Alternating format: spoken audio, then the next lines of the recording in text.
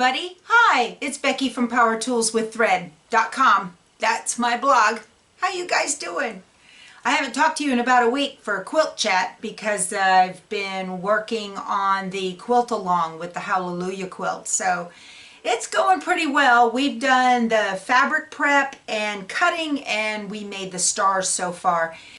I've already shot about half of part 3, where we scan in the images and get them ready to upload into the Brother Cloud. So it's a lot. I messed with it all day yesterday, and I am just doing a test. I'm doing that first and making sure I get all the kinks worked out before I show you guys how to do it. So someone asked me a question about connecting their scan and cut with Simply Applique. That does not happen. The scan and cut will upload the images that you have scanned into the Brother Canvas Cloud, or you can, save them to a USB. Then you download from the cloud to your computer, or you will take the USB and go to your computer.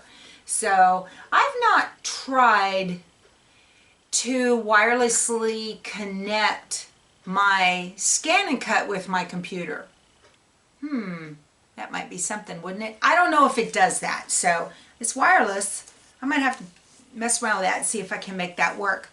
So I was just going to quilt chat with you guys and tell you what I've been up to in addition to that. I was at Walmart the other day. They have these yard cuts cheap. 4 yards for $4. Super, super soft knit with a tiny little white stripe. I picked up 2 of these. 4 yards for $4. $1 a yard, you guys. And it's wide. It's like 58 or 60 inches wide. And I got 2 of these. And I thought a pair of pajamas and, I don't know, something else. But I couldn't pass it up. So it's in the washer right now. We'll see how it comes out. If it doesn't wash well or it falls apart or whatever, it's only $4. But I've actually got several tops that I've made from knit, double knit at Walmart that I got. That was Walmart fabric, and I've had them for years, and they've done fine. Speaking of knits, Joy was showing a fabric haul I was watching the other day, and she was showing these ITY knits. So right then, during her video, this was yesterday morning? Yes, yesterday morning. I stopped her video, sorry Joy, jumped over to Fabric Mart Fabrics and started looking for the stuff she had bought. Of course, it was all gone. But one of the things she had purchased was an ITY knit. And it was like $10.50 a yard. And I thought, well, okay, because I knew they were having A through E fabrics yesterday at 60% off. Of course, ITY is not A through E, but still I went there to take a look at it. I put a couple of pieces in my shopping cart and it's a black with pink floral, real pretty, the first one that comes up, and then that black scuba knit that she had talked about. And I put those in my cart, and I ended up not buying them, and I never did follow through with pay, and I'm glad I didn't, because today it has 60% off fabrics. I don't know, what is it? I through O or whatever. But they were in there, and it went from 10 something a yard down to like $4 a yard. So it's pretty exciting. So I pulled the trigger on that one, and so I should be getting those in. I don't know why. I know I always fail with garments, but I've had a couple of successes with some tops, and so I'm going to go ahead and try those same tried and true patterns again and see how they work. Also today, Fat Quarter Shop had a blog out. Some of you guys need last minute Christmas gifts. They had a great idea. I know this is older than, Jehoshaphat himself, but take a panel, just get a panel, back it with Minky, do the flip and turn method, and stitch it around, leave a 5-inch opening, flip it, turn it, press it, sew it up, be done. You've got a nice little throw or a blanket for a little one, and or a big one, depending on what you want to do with it. And they also showed that you could do it with to make some pillows out of it. Isn't that cute? That's real nice. So, you know, I'm sure you've got a panel or something laying around. That would be nice. Never can go wrong with that. Even if you don't have a plan for it, it's always good to sew those up just in case. You never know when somebody says, we need a donation for blah, blah, blah, and then you're like, no problem, and you throw it out there and you look like a hero. Speaking of donations, my DAR, Daughters of the American Revolution group, I picked up this pattern. It's by Angela Pingle, and it's called American Dreams. This is super, it's a really super easy panel or quilt to make. There's no bias cuts, it's all very straight.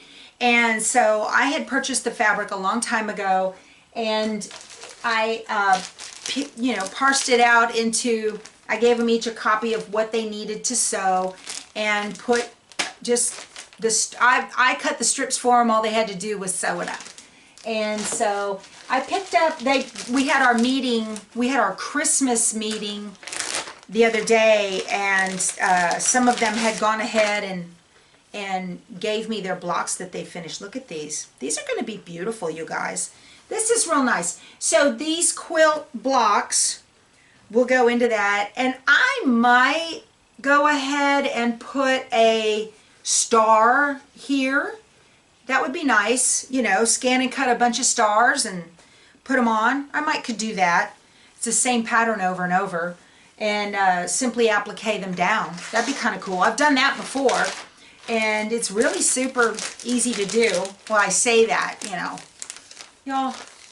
Anyway, this quilt will go to, I've got 1, 2, 3, 4 of them back. 2 more ladies owe me some, and then mine. So, you know, I haven't done mine. But anyway, that quilt will be, I'll put it all together and we will donate it probably to the Airmen and Family Readiness Unit at Fort Sam Houston. So that's always really nice to do. But, all right. So I had told y'all a long time ago, couple of videos ago, I bought this quilt panel for my bio mom for Christmas. I thought I'd do this up. She's a huge cat lover.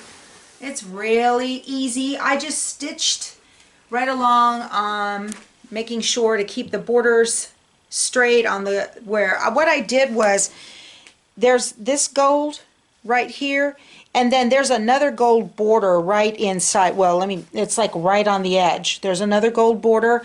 Well, I used the inside of that tiny little gold border to be my stitching line, because I didn't want to get it all wrong. And I really liked the way it turned out. And I used a pattern called Lights, Christmas Lights or something like that. I downloaded this from urbanaelements.com. I will link to the pattern below. And they had it on sale for $9.75, and I went ahead and got it because I thought, you know, it will not be the last time that I use Christmas lights on a Christmas quilt. So this one will go good, and then I put a sleeve on the back. And I cheated big time on this because I used extra heat and bond underneath. I'm not going to hand stitch that. You quilt police, go ahead, think bad. I don't care. Y'all, I bound this morning 6 times. 6 times it took me to get right. You would not believe. I don't know what I did. I must have stretched that bias. I did something. Maybe it was sloppy on the first cut. I have no idea. You know, here I put out a video saying, oh, let me show you how to do this, blah, blah, blah, and it's super easy. No, that's not how that worked today. Today was one of those sewing days where if it could go wrong, it did go wrong. One of those days. The only thing that didn't go wrong was I didn't run out of bobbin thread, and that's because I made a new one right before I started. But otherwise, oh man, look at this mess. Look what happened. I'm going to put it right here.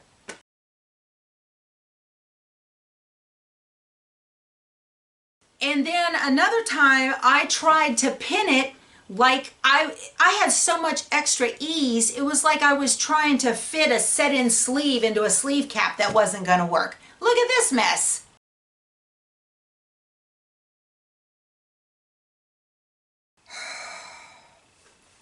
I finally got it. You know what I ended up doing? I ended up pulling off all but from down here and down here, cutting it out and adding new strips to both ends because it was terrible. How did that happen? You know, some days the sewing gods are just not with us, are they? So I didn't have my mojo. It was off. But so my husband is finally feeling better. He has been down with what we call around here, it's called cedar fever. And from December to March in my neck of the woods, the cedar trees just dump pollen everywhere. And there are people who literally leave town, okay? They're like, oh, December, gotta go. And they take off and head for wherever. And I've known people like that who just cannot be here during that time of year. And he's been down with it. It's like the first week of December. Every year he gets it and he just goes down with it. He doesn't have a fever. He doesn't, he's not nauseous or anything. It's just this head thing with a cough.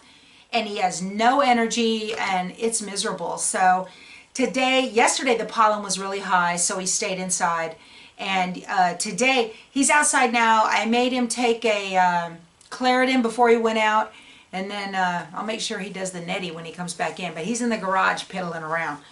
But yeah, that last day, before he went, he was fixing the fuel tank on the tractor. He was fixing that. I think in one of the last videos I made, y'all could hear him out there. Well, it was coughing and sputtering and whatever. And so he dropped the fuel tank and cleaned that out. So he was outside all day.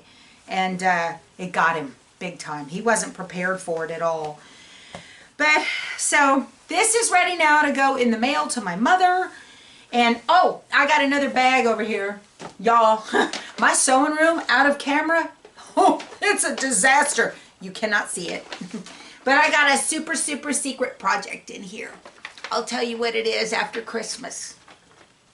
So, what else?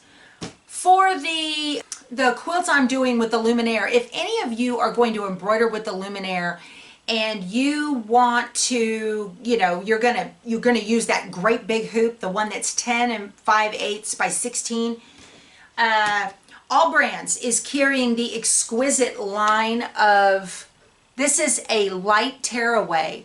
And I got this is a 20 inches by 10 yard roll. So this fits the big hoop on the luminaire. And so far so good. I really like it.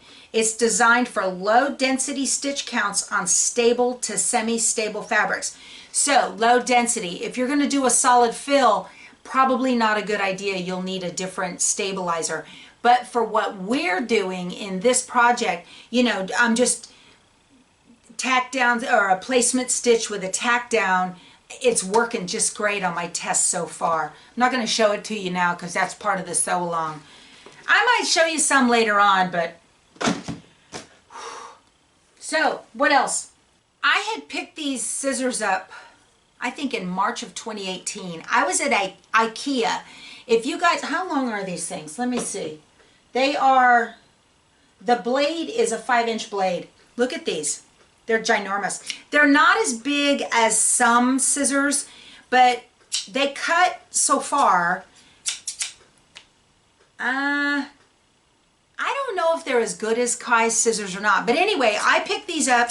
I was at IKEA, picked them up because I thought I needed a big pair of scissors for batting. And they work great. So I've had these forever. I'll show you. It says IKEA right on the blade, right there. I've had them forever and never have showed them to you. So I thought, well, I'll just show them to you now.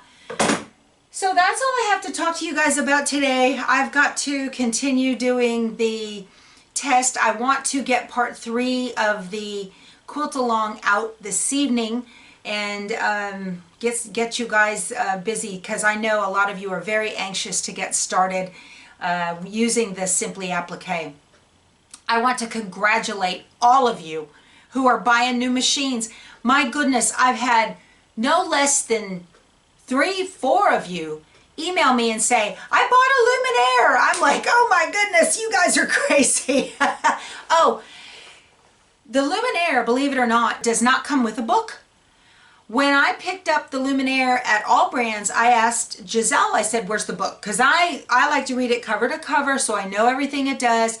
And she said, oh, they don't have one. It's electronic in the screen.